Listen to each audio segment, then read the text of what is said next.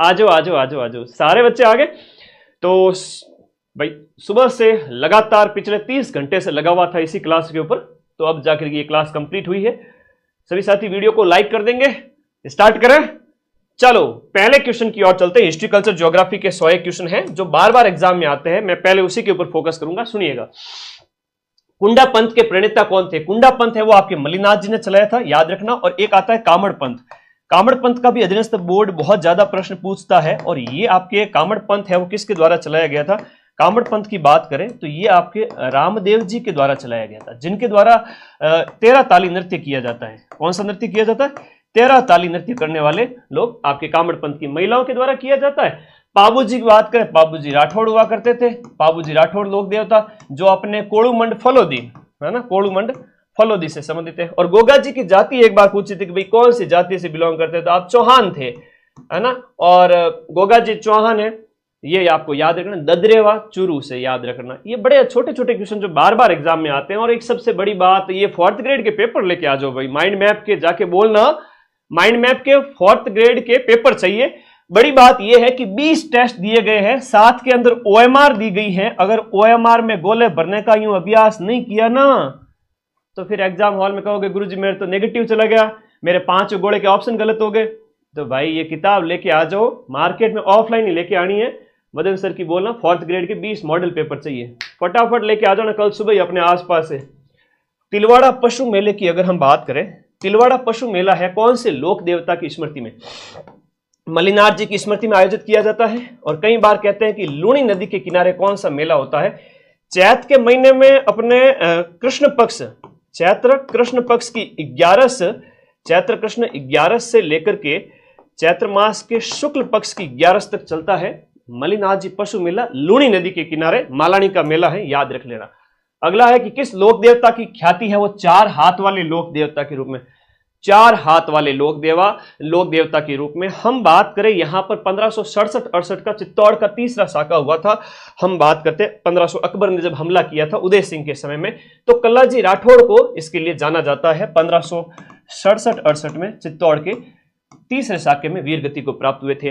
अब एक बड़ी बात यह है कि हिस्ट्री कल्चर में थोड़ा फास्ट चलूंगा, क्योंकि जलवा आप 12 घंटे क्लास में देख चुके हैं। मात्र 30 दिन हुए नहीं हिस्ट्री कल्चर की क्लास को, पूरे राजस्थान में किसी की कोचिंग की तुलना में 12 लाख बच्चों ने वो क्लास देखी है, बताऊंगा अभी।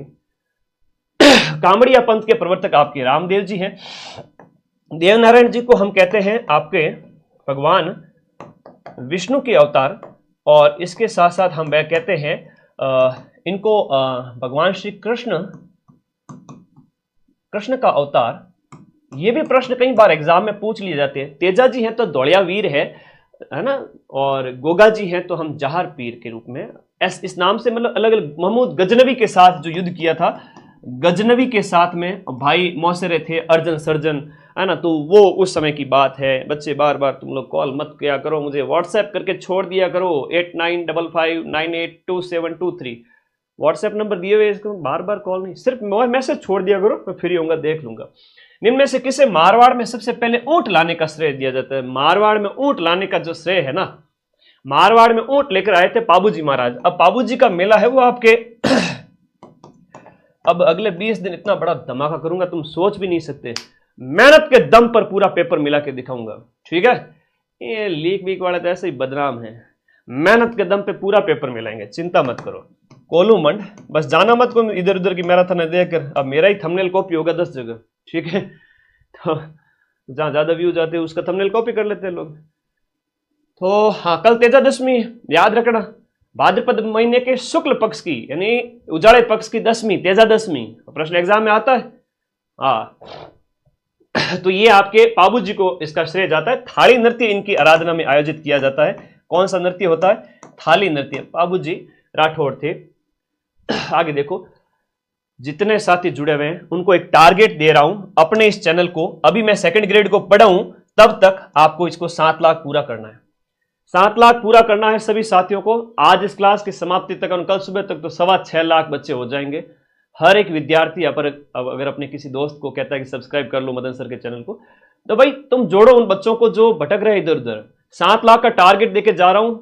अगले 7 सितंबर के बाद में, 7 सितंबर के बाद में क्लास लूंगा। 7 सितंबर तक सेकंड ग्रेड वालों को पढ़ाऊंगा, उसके बाद अगले 12-13 दिन आपके साथ में हूं। अगले 15 दिन तक आपका जो पेपर चलेगा तब तक आपके साथ में हूं। अपने इस चैनल को जितने साथी जुड़े हुए सब्सक्राइब कर लीजिए। और पीडीएफ बार बार करती हूं, बहुत बड़ी पीडीएफ है, 500-700 प्रश्नों की पीडीएफ है। तो सेव कई बार होती है, कई बार नहीं होती है, तो मैं वापस से सेव करता हूं और टेलीग्राम ग्रुप में डाल देता हूं। ये वीडियो के नीचे एक लिंक दिया हुआ है, नहीं समझे क्या? ये ब्लैक कलर की जो पट्टी है उसके ऊपर एक ब्लू कलर का लिंक है, उस पर क्लिक करो, टेलीग्राम में जाओ, ज्वाइन कर लो। वहां पर आपको करंट अफेयर्स की 12 घंटे की क्लास की पीडीएफ, इस क्लास की पीडीएफ सारा मिल जाएगा। उसके ऊपर एक मनी इन्वेस्ट का बार बार आता है कि डबल हो जाएगा पैसा, तो भाई मैं कोई पैसा डबल नहीं करता हूं। टेलीग्राम वालों की ऐड होती है जो हमें दिखती नहीं है और फर्जी ऐड होती है, हर एक कोचिंग के टेलीग्राम पे आती है। तो प्लीज, कई बार बच्चे मैसेज करते हैं कि सर आप पैसा डबल करवाते हो। ना भाई, मैं यूट्यूब में ऐड ही बंद कर रखी हूं। मेरे चैनल पे कभी ऐड आती है क्या? ऐड इसलिए बंद कर रखी है ताकि पढ़ाई के टाइम में बार बार एक वीडियो देखो और 100 ऐड आ जाए। पैसा तो मेरे खूब आएगा लेकिन तुम्हारी पढ़ाई डिस्टर्ब होगी, इसलिए मैंने ऐड भी बंद कर रखी है। मुझे पैसे का लालच नहीं है, इसलिए सावधान रहें, सतर्क रहें, किसी भी ऐड पर क्लिक ना करें, वरना इतना पैसा कमा सकता हूं यूट्यूब से कि राजस्थान में भले एसडीएम की नौकरी है, भले जज की नौकरी हो, यूट्यूब से इतना पैसा कमा सकता हूं, उन सबको पीछे छोड़ दूं। ठीक है ना? विद्यार्थी शिक्षक हूं, हमेशा आर्थिक हित बड़ा नहीं होता, तो ये चीजें मुझे रोक देती है कई बार पैसा कमाने से। अब तुम सोचो, मेरा वीडियो देख रहे हो और बार बार अगर ऐड आ जाए तो तुम्हें कितना बुरा लगेगा? बुरा लगेगा ना? कि एक तो है ना, देख लेना, ये तो एक प्यार की बात है, तुम्हारा मेरा प्यार ही ऐसा है, क्या करें। लोक देवता तेजाजी महाराज का जो पवित्र तीर्थ स्थल है तेजाजी महाराज का, वो है आपका बांसी दुगारी।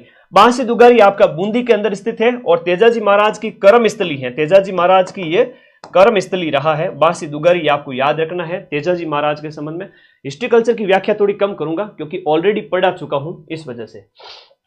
जहार पीर के नाम से कौन से लोक देवता को जाना जाता है? गोगाजी महाराज को हम जहार पीर के नाम से जानते हैं। अर्जन सर्जन के साथ में युद्ध महमूद गजनवी ने कहा है ना, मुसलमानों के द्वारा पीर कहा जाता है।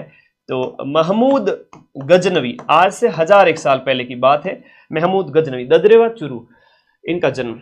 आसींद भीलवाड़ा, अच्छा प्रश्न है, बार बार पूछ लिया जाता है। निम्न में से किस लोक देवता से संबंधित है आसींद भीलवाड़ा? आसींद भीलवाड़ा की हम बात करें तो ये आपके भगवान देवनारायण जी से संबंधित है ना। तो ये भगवान देवनारायण जी का मुख्य मंदिर है, वो यहां पर बना हुआ है। तो आसींद भीलवाड़ा आपके देवनारायण जी भगवान से संबंधित है। नीम के पत्ते वगैरह, ईंटों वाले देवता, नीम के पत्ते चढ़ते हैं, ईंटें ले जाई जाती है यहाँ पर अजमेर से। कई सारे अच्छे अच्छे प्रश्न बनते हैं इनके संबंध में।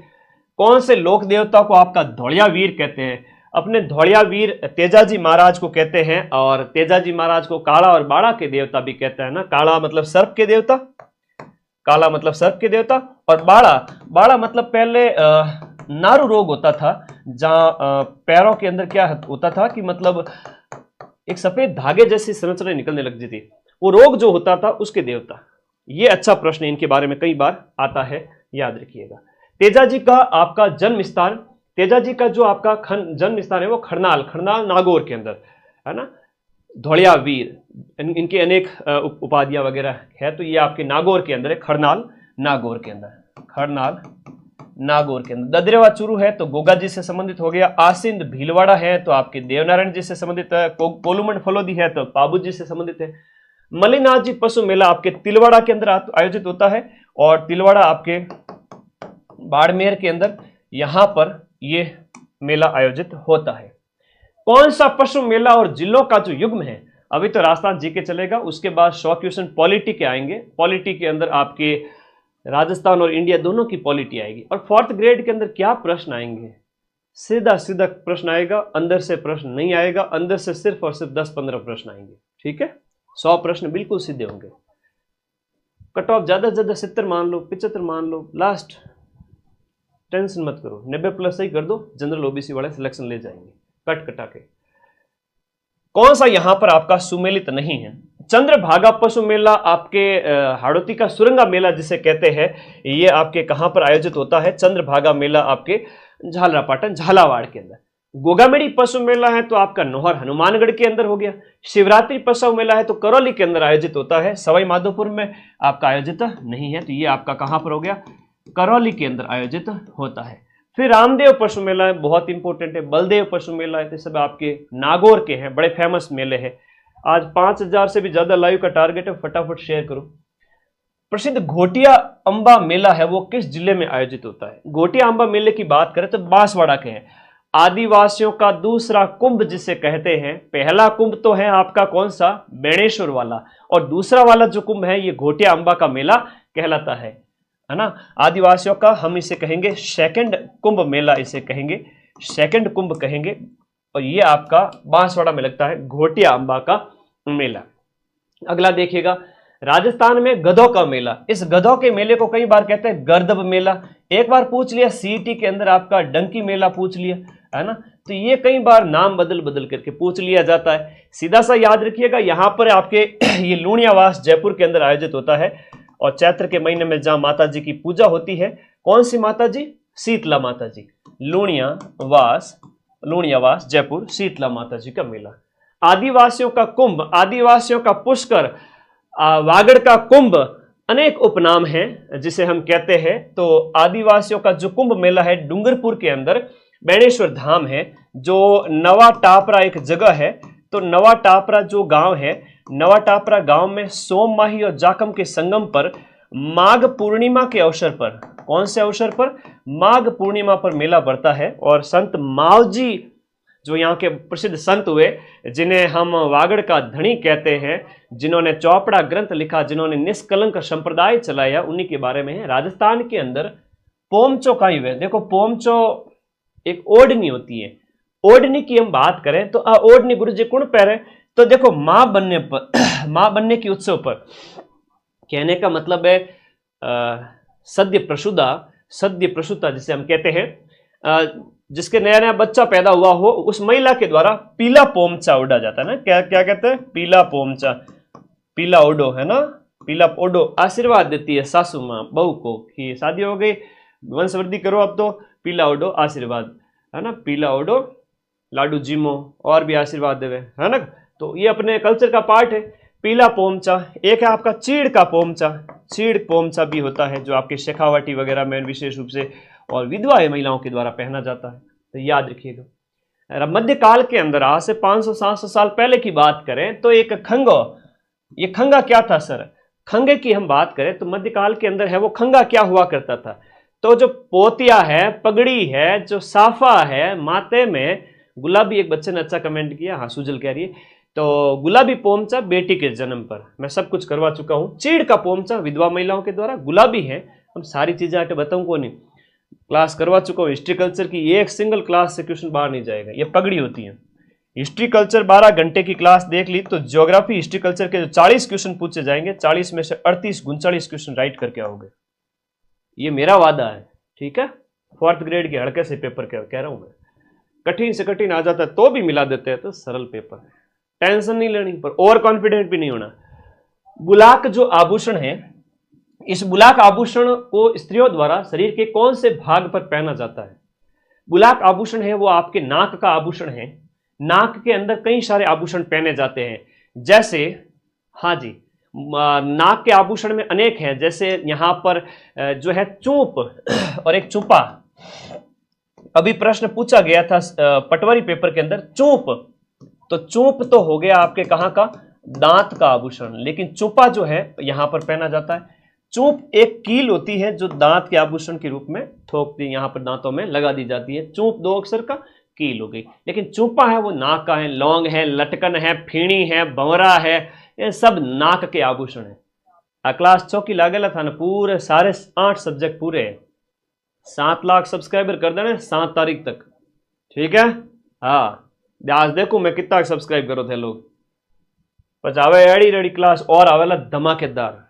वो प्यार बरकरार रहना चाहिए, बस तुम्हारी सक्सेस पे मैं खुश और मेरी सक्सेस पे तुम लोग खुश। आ जाओ। बूंदी और कोटा क्षेत्र में कौन सी बोली बोली जाती है? तो जो ये हाड़ौती क्षेत्र है तो हाड़ौती बोली बोली जाती है। मेवात वगैरह हो गया तो ये आपका अलवर भरतपुर वाला हो गया। वागड़ी है तो आपके दक्षिणी राजस्थान के अंदर, है ना, याद रखना। डूंगरपुर बांसवाड़ा क्षेत्र के अंदर वागड़ी बोली बोली जाती है।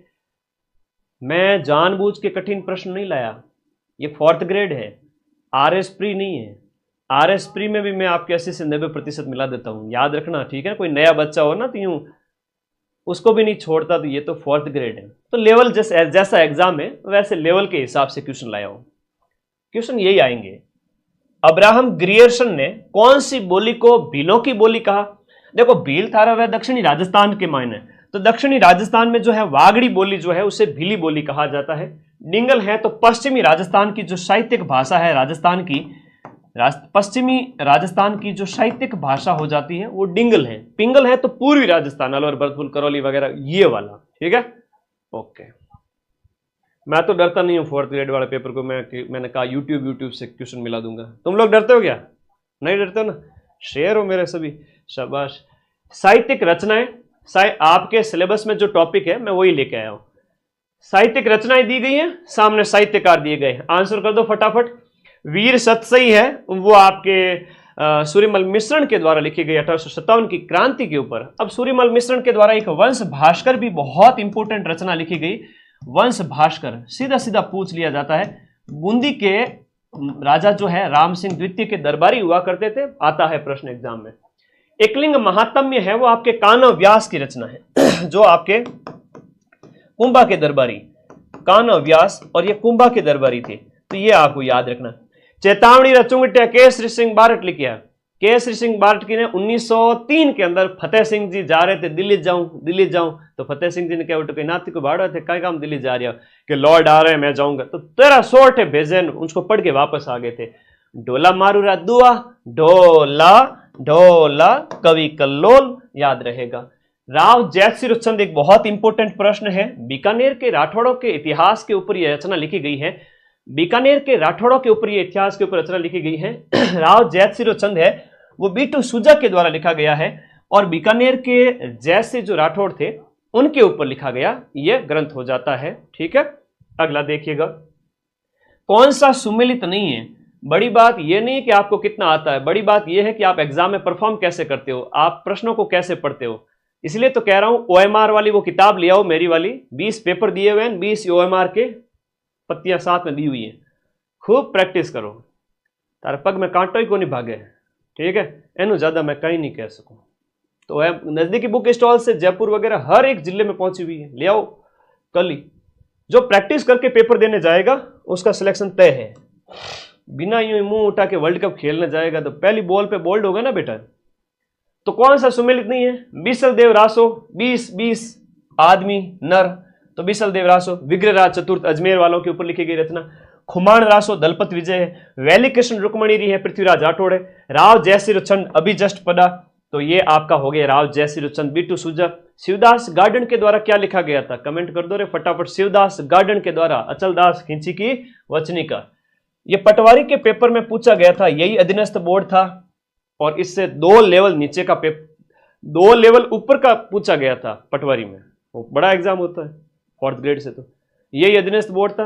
और ऐसे सिंपल क्वेश्चन दिए, मैंने तो बहुत तगड़ी तैयारी कराई थी, और 150 में 140 क्वेश्चन हूबहू मिला भी दिए। वीर विनोद ग्रंथ है वो आपके किसने? श्यामल दास जी ददीवाड़िया ने। पटवारी में ये पूछा कि ये किसके दरबारी थे?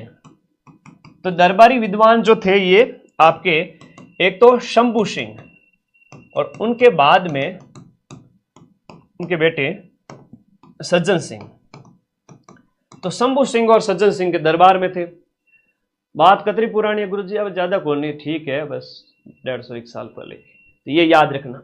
आगे देखो, बातारी फुलवारी और जब भी साहित्य आपके सिलेबस में और विजयदान जी देता और कन्हैयालाल सेठिया का प्रश्न न आए, ऐसा हो नहीं सकता। तो बातारी फुलवारी जो ग्रंथ है इसके रचयिता कौन है? बातारी फुलवारी है वो आपके विजयदान जी देता है। देखो ध्यान रखना, नीचे विजय सिंह पथिक दिया हुआ है, तो उन्होंने तो किसानों के लिए आंदोलन वगैरह किया था। थोड़ा कंसेप्ट क्लियर रखना, मैं 50,000 बच्चों के सिलेक्शन की बात कर रहा हूं। मुझे यहाँ 500 बच्चे सिलेक्ट नहीं कराना है, मुझे 50,000 माताओं को खुश करना है, उनका आशीर्वाद लेना है, उनके बच्चों को सिलेक्ट करवा के। तो ये पथिक जी तो आंदोलन वाले हैं। माणिक्यलाल जी वर्मा है तो मेवाड़ के जो प्रजामंडल वाले हैं। शिवचंद जी भरतिया वाला प्रश्न पटवारी में पूछा गया था।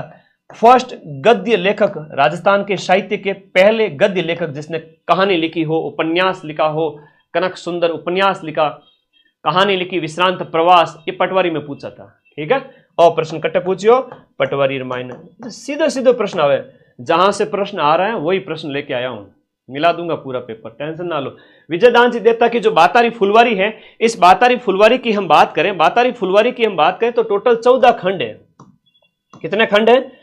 टोटल 14 खंड है। याद रखना, साहित्य अकादमी पुरस्कार 10वें खंड के लिए मिला था। कौन से खंड के लिए? 10वें खंड के लिए। लील टांस के लेखक कौन है? लील टांस एक बहुत अच्छी रचना है, इंपोर्टेंट क्वेश्चन है। कन्हैयालाल जी सेठिया है आपकी लील टांस। लील टांस हो गया आपका, धरती धोरारी हो गई, ये सब इनकी फेमस रचनाएं हैं। धरती धोरारी, धरती धोरारी, ठीक है, धरती धोरा, लील टांस, इसके साथ साथ निमजर वगैरह इनकी रचनाएं हैं। पुलिस कांस्टेबल के लिए हमारे बच्चे, प्यारे बच्चे, पुलिस कांस्टेबल में कंप्यूटर है? हाँ है गुरुजी। पॉलिटी है और करंट है? हाँ सी है गुरुजी। तो ये सगड़ा क्वेश्चन मैंने क्लास में लेना है, थारा अलग कहीं लगाऊं ये बताओ? अलग नहीं लगा सकता, मैं एक अकेला जीव हूं, है ना। ऐसा तो है नहीं हाथ घुमाया गंगाधर से शक्तिमान बन गया। तो यार तुम लोग है ना, मुझे इतना थोड़ा सा सपोर्ट किया करो, दोनों के लिए क्लास है। गौरी देवी की हम बात करें, राजस्थान की किस लोक संगीत शैली से जुड़ी हुई है? लो कर लो बात। गौरी देवी आज जस्ट मैंने क्वेश्चन डाले, ऐसे क्वेश्चन एग्जाम में आता है। ये शॉर्ट्स देखा अभी जस्ट मैं क्लास में आने से पहले 10 मिनट पहले ही वीडियो डाल के आया, 20,000 लोगों ने देख लिया 10 मिनट के अंदर, देखा? तो ये याद रखना। हाँ, शॉर्ट्स देखते हो कि नहीं देखते हो?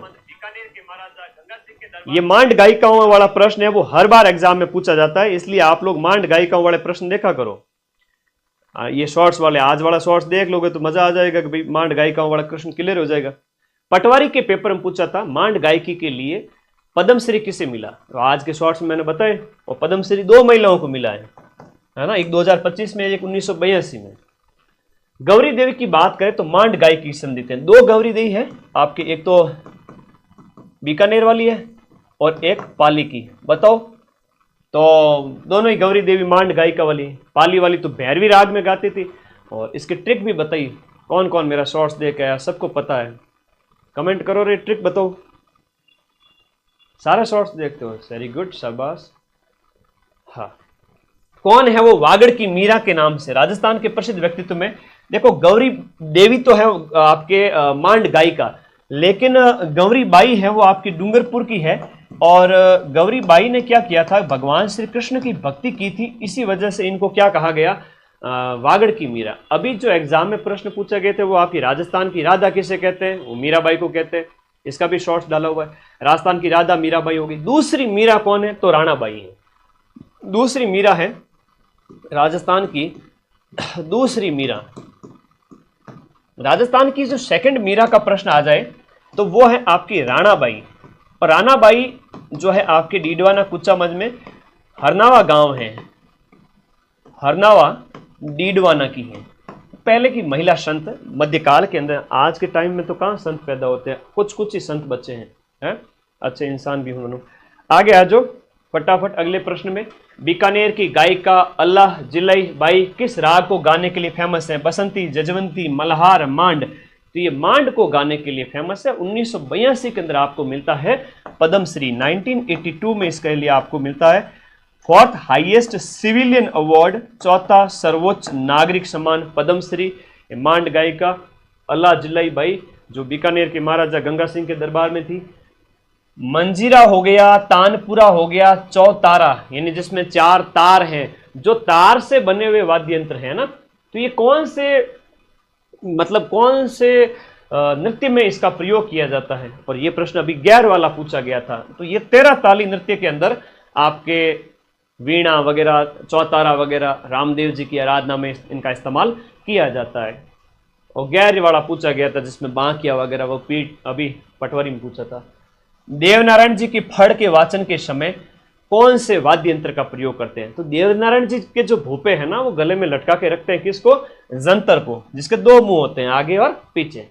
ओके, रबाब है, रबाज है, चिकारा है, चौतारा है, गुजरी है, भपंग है, अपंग है, दुकाको है, ये सारे के सारे जिसमें तार का इस्तेमाल किया जाता है वो तत्वाद्य यंत्र है। 12 घंटे वाले में सब समझाया हुआ है। तत्वाद्य यंत्र। घन मतलब किसके बने होते हैं? घन मतलब आपकी लकड़ी या धातु के बने होते हैं। धातु या लकड़ी के बने होते हैं। अवनद मतलब आपका चमड़ा हो गया, ये ध्यान रखो। सुशिर मतलब फूंक मार के। कौन सा एक तत्व वाद्य यंत्र है? कतर के रावण राज में गुरुजी को भी दुख है सासू मां, तो रबाज जो है ना, रवाज, ये एक तत्व वाद्य यंत्र है। ये सुशिर है, ये भी सुशिर है, सतारा भी उसी में आ जाएगा। सतारा में गुरुजी तार आ रही हो तो तत् नहीं होगा, है ना, वो तार ऐसे ही आया हुआ है। थोड़ा सा ट्रिक से भी पढ़ना सीखो, मैंने बताए हुए 12 घंटे में लिखा थे ना। 35वां क्वेश्चन देखिएगा। नेक्स्ट अगला है, अलाउद्दीन खिलजी ने सिवाना बालोतरा वर्तमान में उसके किले को जीत करके उसका नाम क्या रखा था? इसने खैराबाद रखा था। और सिवाना के किले की हम बात करें, 1308 ईस्वी के अंदर सिवाना को जीता, फिर 1311 ईस्वी के अंदर जालोर को जीता। तो ये अलाउद्दीन खिलजी के जो अभियान थे उस समय की बात है। खिजराबाद तो आपके चित्तौड़ किले का नाम है। अब ऐसे 4th ग्रेड में तो सीधे सीधे प्रश्न आएंगे कि किस किले का क्या नाम है, अलाउद्दीन ने क्या नाम रखे थे। किसने बूंदी में तारागढ़ किले का निर्माण कराया? तारागढ़ किले का निर्माण बर सिंह ने करवाया था 1354 ईस्वी के अंदर। 1354 ईस्वी के अंदर राजा बर सिंह के द्वारा इसका निर्माण करवाया गया था।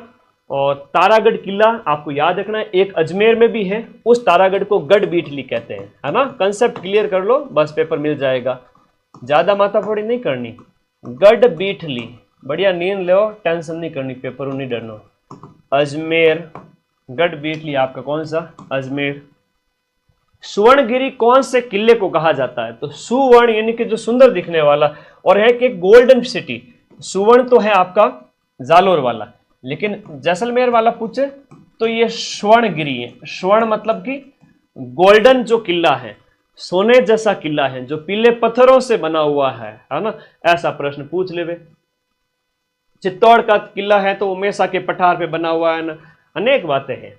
बाला किला जिसे आपका कुंवारा किला भी कहते हैं। गुरु जी कुंवारा क्यों कहे? इसकी शादी नहीं हुई क्या? अरे इसकी शादी हुई, लेकिन हम कहेंगे कि कुंवारा किला मतलब इसके ऊपर कभी हमले नहीं हुए। तो हमले सबसे ज्यादा किस पे हुए? अरे अजमेर बीचों बीच है, तारागढ़ माते सबसे ज्यादा, और सबसे ज्यादा स्थानीय हमले और सबसे ज्यादा विदेशी हमले हैं तो हनुमानगढ़ का जो भटनेर का किला है, उत्तरी भट किवाड़ जिसे कहते हैं, उसके ऊपर सबसे ज्यादा विदेशी आक्रमण हुए। यहाँ कह रहा है बाला किला, और बाला किला था अलवर रामायण, तो ये भी बढ़िया क्वेश्चन है। उसके बाद निम्न में से किस शहर में सहस्त्रबाहु मंदिर है? हाँ ना ना, देसी नाम मत निकाल, ऐसा किला मत बोल कमेंट बॉक्स में, वो तो आदमी के लिए इस्तेमाल किया जाता है, ठीक है ना। जिसकी पत्नी मर जाए उसे विदुर कहते हैं, और तुमने देसी भाषा शब्द इस्तेमाल कर लिया ना। निम्नलिखित में से किस शहर में आपका सहस्त्रबाहु 1000 भुजाओं वाला, तो भगवान विष्णु को समर्पित सहस्त्रबाहु मंदिर है, वो उदयपुर के नागदा में है। नागदा, सांस बहु मंदिर भी इसे कहते हैं। क्या कहते हैं? सांस बहु मंदिर भी कहते हैं। नाग मतलब छोटी, नाग जैसी छोटी, कभी सांस की छोटी, बहु के हाथ में तो सांस। इस ट्रिक से थोड़ा दिमाग बिठाया कर। उदयपुर के मायने छोको है प्रश्न, बार बार पूछे। आगे देखो, और केला देवी वाला बड़ा इंपॉर्टेंट प्रश्न है, अभी पूछा था, है ना। केला देवी वाला अभी पूछा था, बहुत इंपॉर्टेंट है। कौन से नदी भी पूछ ले, केला देवी करौली है। और नदी आपसे पूछे तो काली सिल नदी याद रखना। और त्रिकूट है गुरुजी। अब त्रिकूट पर्वत है कि ये पहाड़ी है गुरुजी? देखो मंदिर है ना, मंदिर तो पर्वत पर भी बन सकता है छोटा सा, लेकिन पहाड़ी हो तो उसके ऊपर तो किला बनता है, पहाड़ी के ऊपर किला। तो जैसलमेर का जो किला है वो त्रिकूट की पहाड़ी पर है। पहाड़ी थोड़ी छोटी होती है, समतल होती है, हल्के ना। पर्वत है तो वो सीधा खड़ा होता है। तो कई बार ऐसी चीजें आप लोगों को याद रखनी है। ओके, काली सिल नदी। और लांगूरिया नृत्य, अब बड़ा अच्छा प्रश्न पूछो। लांगूरिया नृत्य बाहर अभी पटवारी के अंदर पूछा था, अधीनस्थ बोर्ड ने ही पूछा था। लांगूरिया गीत और लांगूरिया नृत्य, ये RSM SSB बोर्ड ने ही पूछा था भाई। सिंपल सिंपल क्वेश्चन, लेकिन मुझे 50,000 सिलेक्शन दिलाने, ठीक है। 50,000 माताओं का आशीर्वाद मुझे चाहिए, बाकी मुझे जीवन में कुछ नहीं चाहिए। लग जाओ, अपने माँ बाप की उम्र बढ़ा दो, अपने इस चैनल को सब्सक्राइब करके जुड़ जाओ। त्रिपुरा सुंदरी वाला बांसवाड़ा में, माउंट आबू राजस्थान में दिलवाड़ा मंदिरों का एक समूह है, जैन मंदिरों का समूह है। दिलवाड़ा है वो आपके शिरोई कड़ा हो गया, ठीक है। ये आपको याद रखना है। माउंट आबू जो है दिलवाड़ा वाला मंदिर, मंदिरों का ग्रुप है एक। अब राजस्थान के अंदर स्थापत्य कला आपके सिलेबस में है। स्थापत्य कला की हम बात करें, मंदिर, महल, दुर्ग, बावड़ियां, मीनारे, झीलें, हवेलियां, मीनारे सब आ जाती हैं। तो मुबारक महल है वो आपके टोंक नवाबों के इस नगरी में है। सुनहरी मुबारक महल, सुनहरी कोठी, एक इसको देखिएगा, मुबारक महल आपका सुनहरी कोठी, मुबारक महल ए के सामने 4 आना चाहिए, है ना। इस दिए गए क्वेश्चन के अंदर ए के सामने 4 मतलब देखिएगा, मुबारक महल है वो आपका अच्छा प्रश्न है। देखो, एक थंबिया की बात करें तो एक थंबिया तो आपके डूंगरपुर में, रेशमा महल आपके शिकर के अंदर है। अब सुनहरी कोठी कहां पर है, तो टोंक के अंदर है। सुनहरी कोठी टोंक के अंदर है। और मुबारक महल की बात करें तो वो जयपुर के अंदर है। अब मुबारक महल जो आपका हम बात करें, बड़ा अच्छा प्रश्न है। हाँ, 4 2 3 1, 4 2 3 1, 4 2 3 1, ए ऑप्शन इसके अंदर सही हो गया, है ना। तो सुनहरी कोठी है वो आपके टोंक के अंदर है। सुनहरी कोठी टोंक के अंदर। मुबारक महल की हम बात करें, मुबारक महल है आपका हिंदू मुस्लिम स्थापत्य कला का नमूना, इस नाम से प्रश्न एक बार पूछा था, तो वो जयपुर के अंदर है। हालांकि टोंक में भी है, लेकिन यहाँ सुनहरी कोठी दे दी इसलिए मिलान कर लिया हमने। राजस्थान में जो सोने चांदी की हवेली है ना, अभी पटवारी ने प्रश्न पूछा था, पटवा की हवेली है ना, वो मोतों की हवेली वगैरह, तो फेमस हवेलियां आपको याद रखनी है 12 घंटे वाली क्लास में से। महनसर जो झुंझुनू वाली है वो सोने चांदी की हवेली है। तो सोने चांदी को झुंझुनू दिला दे, हैं, मां मन सोने चांदी को झुंझुनू दिला दे, तो मां से याद करना महनसर। महनसर वाली सोने चांदी वाली थोड़ा ज्यादा इंपॉर्टेंट प्रश्न है, पूछ लिया जाता है। अब राजस्थान की हिस्ट्री में, मॉडर्न हिस्ट्री के थोड़े प्रश्न देखते हैं। सिंपल से प्रश्न पूछेंगे। राजस्थान का एकीकरण कितने चरणों में हुआ? 7 चरण हुए, 8 वर्ष 7 माह और 14 दिन का समय लगा। तो हम 18 मार्च 1948 को मत्स्य संघ का उद्घाटन होता है। एकीकरण का पहला चरण अलवर, भरतपुर, धौलपुर, करौली। राजस्थान के राज प्रमुख का पद एक इंपॉर्टेंट क्वेश्चन है, बार बार आता है। 7वां चरण जैसे ही समाप्त हुआ तो राज प्रमुख का पद खत्म कर करके 7वें संविधान संशोधन अधिनियम लाया गया था और राज्यपाल पद सृजित किया गया था। ठीक है, राज्यपाल पद बनाया गया था। सामाजिक सुधारक हम बात करें, गोविंद गुरुजी। एक गोविंद गुरुजी है वो आपके बंजारा परिवार से संबंधित थे और बांसिया गांव इनका एक बार पूछा गया था परीक्षा के अंदर कि आप कहां से हैं, तो बांसिया गांव। और बांसिया गांव की हम बात करें तो ये बांसवाड़ा के अंदर कोनी है और डूंगरपुर रामायण है। ठीक है, बी और डी याद रखना, बी और डी याद रखना। मोतीलाल जी तेजावत और माणिक्यलाल जी वर्मा में बच्चे बड़े कंफ्यूज होते हैं। मोतीलाल जी तेजावत की हम बात करें तो आदिवासियों के मसीहा बावजी के रूप में आपको जाना जाता है। आदिवासियों के मसीहा बावजी। कोलियारी के अंदर आपका जन्म होता है, उदयपुर के अंदर। आदिवासियों के आदिवासी मसीहा आपको कहते हैं। और एक बात तुम लोगों को मैं बताऊं, मेवाड़ की पुकार या 21 सूत्री मांग इनसे संबंधित है। पंचीड़ा गीत है, पंचीड़ा हो गया, मेवाड़ का वर्तमान शासन हो गया, पढ़ी लिखी सारी चीजें किसकी है? माणिक्यलाल जी वर्मा की है। लेकिन यहां पर मेवाड़ 21 सूत्री मांग इनकी है, मेवाड़ की पुकार। आदिवासी मसीहा इनको कहते हैं। बच्चे कंफ्यूज हो जाते हैं थोड़े से। और 21 सूत्री मांग जिनकी हम बात करें, 21 सूत्री मांग, ये आपका इन्हीं से संबंधित है, मेवाड़ के महाराणा से की थी। भोजी लंबरदार, सीधा सीधा प्रश्न पूछ लेते हैं, बताओ भोजी लंबरदार कौन था? 1931 के अंदर, डूंगरपुर में मिल जाएगी क्या बुक? अभी तो 20 दिन पड़े हैं। 94 60 97 14 50 माइंड मैप के व्हाट्सएप नंबर पे आप अपना ऑर्डर बुक करके 5 से 6 दिन के अंदर अंदर बुक प्राप्त कर सकते हैं। लेकिन हाँ, 10 तारीख के बाद में प्लीज़, एग्जाम से 10 दिन पहले मेरे व्हाट्सएप से मंगवा तो दोगे, लेकिन हम पहुंचा नहीं पाएंगे। नज़दीक से लेके आ जाओ, अभी 4th ग्रेड का पेपर नज़दीक है तब तक। 4th ग्रेड के बाद में तुम भले ही माइंड मैप के ऑनलाइन ही मंगवा देना अपने व्हाट्सएप नंबर से।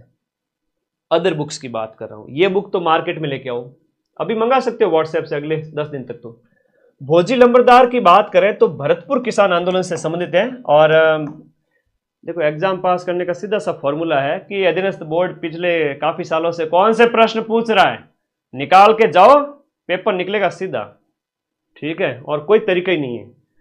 मैंने ऐसे कई सारे बच्चे देखे जो पीवाईक्यू पढ़ करके एग्जाम फोड़ रहे हैं। उन्होंने कुछ नहीं पढ़ा, इंडिया जी के, राजस्थान जी के पीवाईक्यू पढ़े, एग्जाम फोड़े, कंसेप्ट थोड़ा थोड़ा पढ़ा। हाँ जी, सिलेक्शन का एक ही तरीका है मेरे भाई बहनों, मेरे दोस्तों, मेरे प्यारे बच्चों, एग्जाम फोड़िए पीवाईक्यू से। जो मैं कराता हूं आप लोगों को। 1938 में स्थापित मेवाड़ प्रजामंडल के पहले अध्यक्ष कौन थे? देखो पहले अध्यक्ष बलवंत सिंह मेहता थे, लेकिन संस्थापक की बात आए तो संस्थापक के अंदर मेवाड़ प्रजामंडल का गठन करता है वो माणिक्यलाल जी वर्मा है। ये आप लोगों को याद रखना है, माणिक्यलाल जी वर्मा। अच्छा प्रश्न है, ठीक है ना, अच्छा प्रश्न है, सीधे सीधे आ जाता है।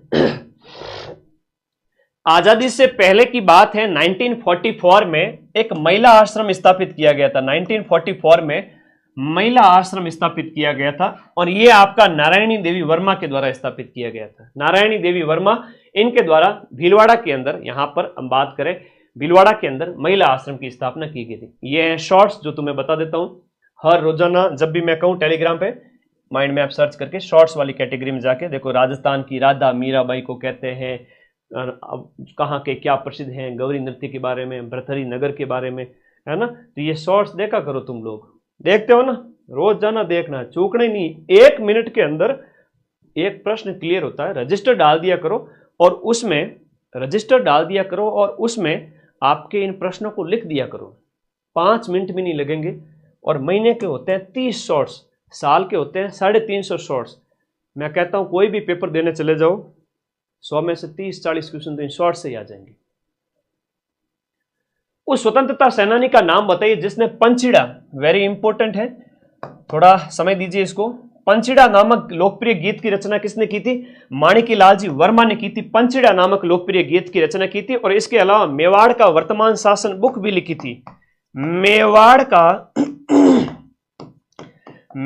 का वर्तमान शासन, और ये मेवाड़ का वर्तमान शासन जो बुक है ना, वो भी आप ही की है, ध्यान रखना, माणिक्यलाल जी वर्मा। हाँ जी। क्रांतिकारी रचना चेतावनीरा चुंगटिया, इसके लेखक कौन है? ये 1903 के अंदर मेवाड़ के महाराणा फतेह सिंह जो दिल्ली दरबार में जा रहे थे, उनको रोकने के लिए अपने केसरी सिंह बारट, शाहपुरा भीलवाड़ा वाले, इन्होंने भेजे थे 13 शोरठे भेजे थे। क्या भेजे थे? 13 दोहे भेजे थे। और उनमें कहा आपके तो पूर्वज ऐसे थे, आप लखनऊ के लाडे कैसे हो गए? तो डर के वापस आ गए। समझाना पड़ता है, मोटिवेशन देना पड़ता है।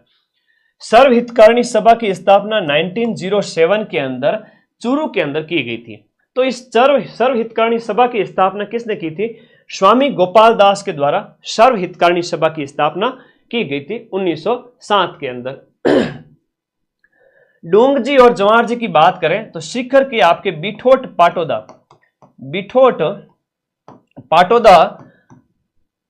शिखर के आपके बिठोट पाटोदा जगह है, वहां के ये जागीरदार थे। 1857 की क्रांति के रॉबिन हुड कह दो, दबंग कह दो, ये 1857 की क्रांति के देवता कह दो, ये फेमस व्यक्ति तो डूंग जी जवाहर जी वहां थे। अंग्रेजों को लूटते थे, आम जनता का कल्याण करते थे। जयदयाल और मेहराब खान का प्रश्न कई बार पूछ लेते हैं कि भाई 1857 की जगह क्रांति हुई है, उनमें जन क्रांति कौन सी थी? तो जन क्रांति की हम बात करें, जनता की जो क्रांति है वो कोटा में हुई थी, है ना। फट गया कोट, हो गई क्रांति। कोटा के अंदर जयदयाल, मेहराब खान, और यहाँ का पॉलिटिकल एजेंट है वो बर्टन था। कोट फट गया किसका? Political agent. तो कोट का बटन फट गया गुरुजी, याद रहे को नहीं रहे? बड़े अच्छों को प्रश्न है। 1857 के विद्रोह के दौरान मेजर बर्टन और उसके 2 पुत्रों को कहां मारा गया था? ये पॉलिटिकल एजेंट था, 1857 की क्रांति से संबंधित। आबू के परमार वंश का संस्थापक, लो कर लो बात। ये प्रश्न आपके पटवारी में पूछा गया था, सीधा सीधा प्रश्न पूछो पटवारी रामायण है। आबू के परमार वंश का संस्थापक कौन था? आरएसएस में आरएसएसबी बोर्ड है ना, यही जो आलोक राज जी। आलोक राज वे तो है तो आदमी छोका, लेकिन सोशल मीडिया में तो है जन थे लोग पीछे ही को नहीं छोड़ो, जाओ और जाओ, फौजी आदमी है, लेकिन विनम्रता से क्या जवाब देते हैं ना। पेपर अच्छे करवा रहे हैं, टाइम पे करवा रहे हैं, लेकिन ये थोड़ा सा 2-2 लाख की जो कट ऑफ निकालना, ये थोड़ा अच्छी बात नहीं है। इनके ऊपर जाके मैसेज करके समझाओ इनको, निकालो जेल प्रहरी के कम से कम तुम 10,000 की कॉपी निकाल दिया करो, ये रिजल्ट पीडीएफ।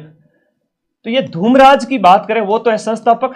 और यहां उत्पल राज से वंशावली शुरू, उत्पल राज से वंशावली शुरू होती है। मतलब कि वंशावली हमें मिलती है जो लिखी हुई कि इसका बेटा था, उसका पोता था, ये उत्पल राज से मिलती है। और उससे पहले धूमराज है वो इसका संस्थापक था। तो 57वें का आंसर आपको मिल गया होगा, कौन सा है? धूमराज। इनकी राजधानी है, आपसे पूछ सकते हैं, आबू सिरोही की बात हो रही है, राजधानी इनकी थी चंद्रावती। कौन सी राजधानी थी? चंद्रावती।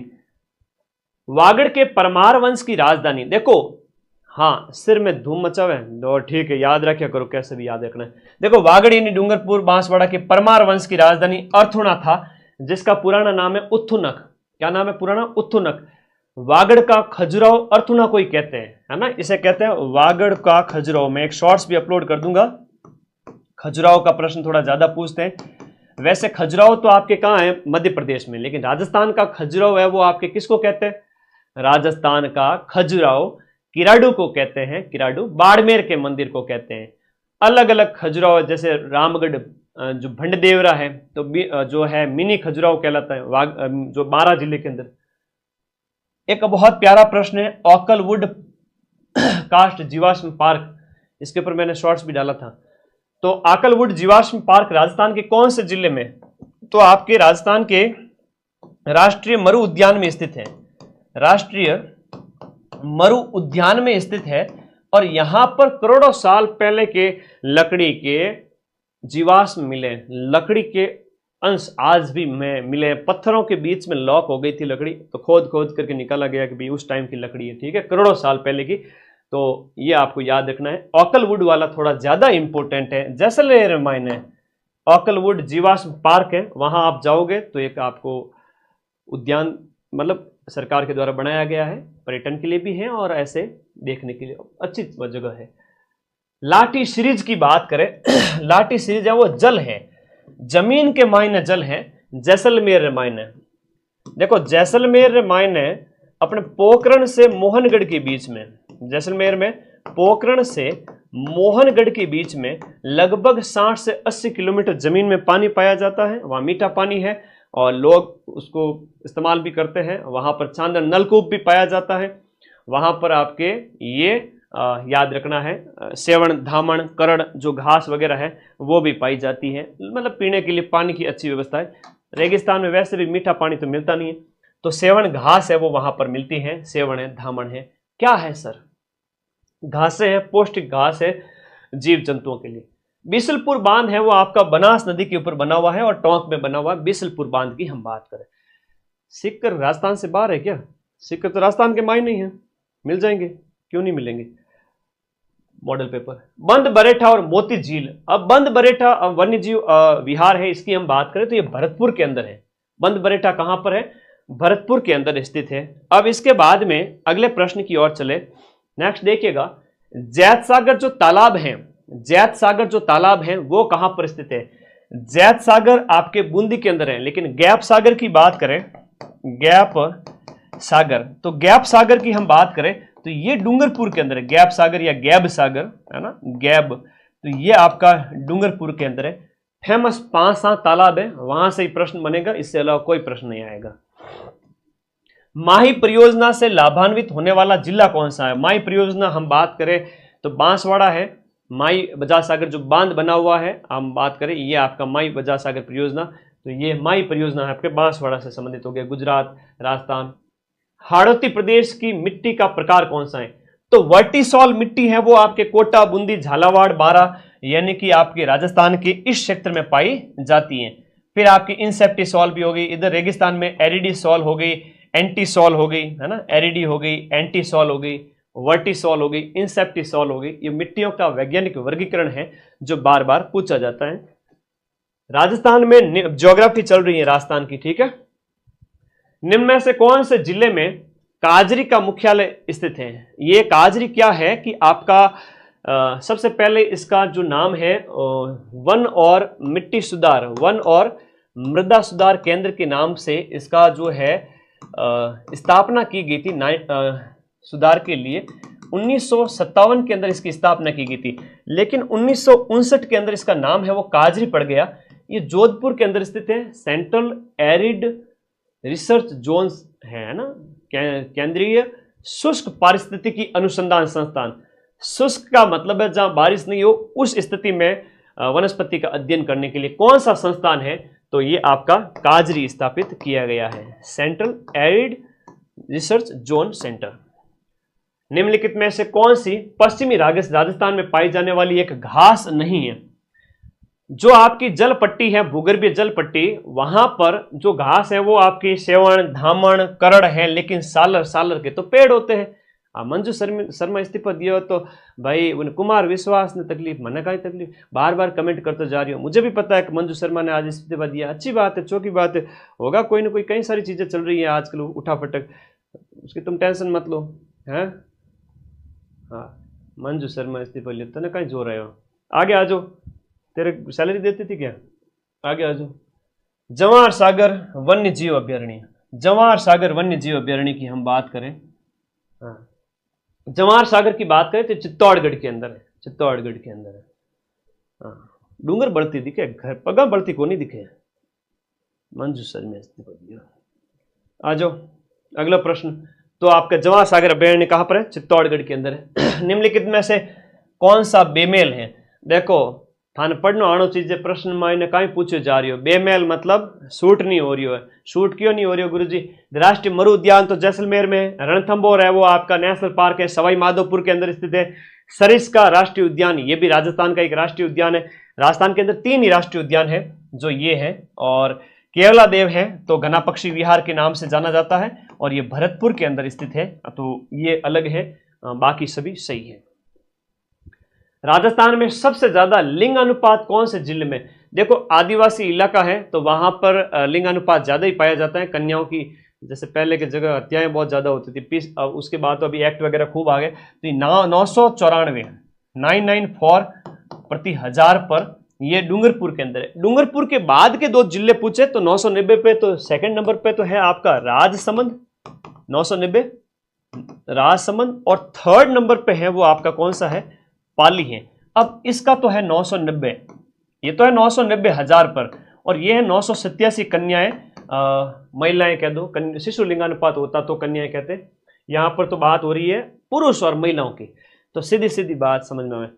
एक मुझे समझ में नहीं आता, रात के 7 से 8 के बीच में तुम्हारे मम्मी पापा तुमसे ज्यादा काम कराते हैं क्या है, 7 से 8 बीच में क्या करते हो रोजाना, 7 से 8 के बीच में क्या करते हो ये बता दो मेरे को। तो बस 7 से 8 के बीच में ऐसा होता है पता नहीं तुम्हें चींटियां काटती हैं, मम्मी पापा काम करवाते हैं, बालिकाएं हैं तो क्या आजा रोटी बना, लड़कों है तो क्या काम को नकाज को दुश्मन अनाज को जा मार्केट से ये लेके आ, यही होता है।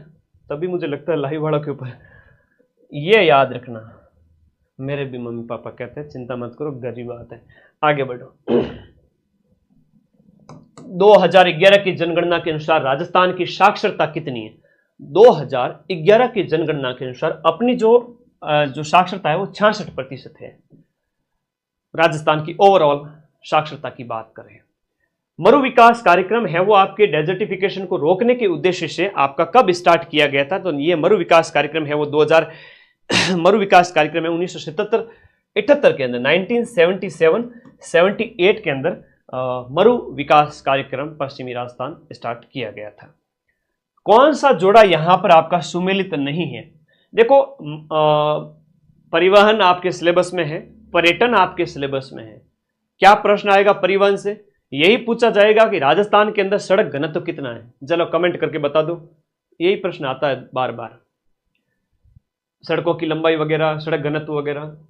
सही सुमेलित नहीं है कौन से में से, महाराणा प्रताप हवाई अड्डा उदयपुर के अंदर है, नाल हवाई पट्टी आपके बीकानेर की है, ध्यान रखना बहुत इंपॉर्टेंट है, सूरतगढ़ है तो आपका गंगानगर हो गया, सूरतगढ़ तो गंगानगर में पड़ता है तो यहां नहीं होगा, जोधपुर का हवाई अड्डा है तो वो रातानाडा हवाई अड्डा है,